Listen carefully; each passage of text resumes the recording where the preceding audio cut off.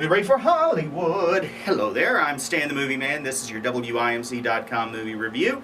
This week, your votes at WIMZ.com sent me to see Robin Hood, starring Russell Crowe, Cate Blanchett, Mark Strong, William Hurt, and many others, in the retelling of the classic tale of the outlaw in Sherwood Forest. The movie is set during the Crusades. Robin is helping to bring Christianity to the Muslims by slaughtering as many of them as possible. Can't imagine why that didn't work out.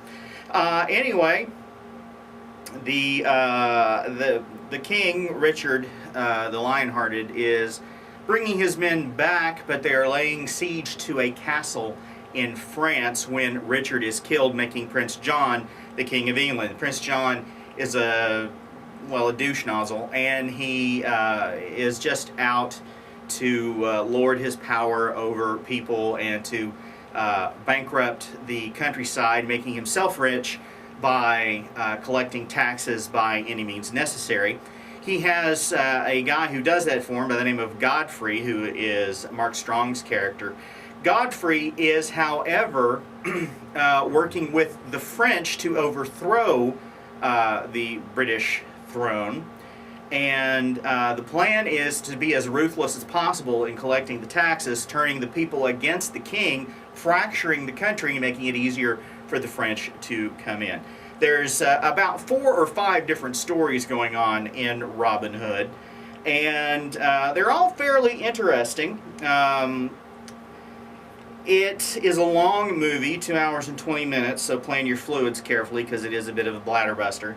You should also be willing to not have action scenes for long periods of time, because the middle section is all story. There's very little action in it. But I actually like that part of it.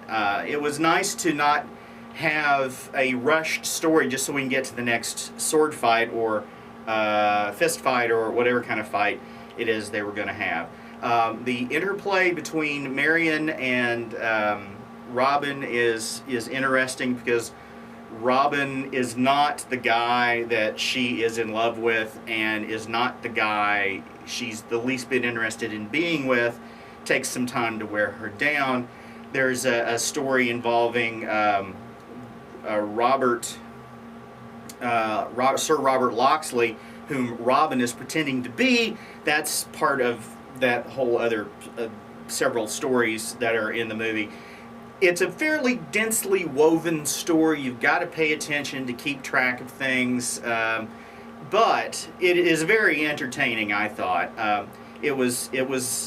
wasn't expecting to like it as much as I have, because I didn't think Russell Crowe was the right guy for the part, because to me, Robin Hood's a sort of skinny, emaciated little fella. I was thinking more like Cillian Murphy as opposed to a big beefy guy like Russell Crowe, but he made me forget all that as the movie progressed along with his band of merry men.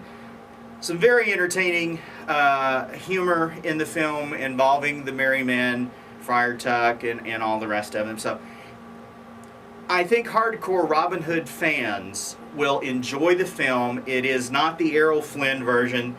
It's not the Mel Brooks version, Men in Tights, and it's not the Walt Disney version.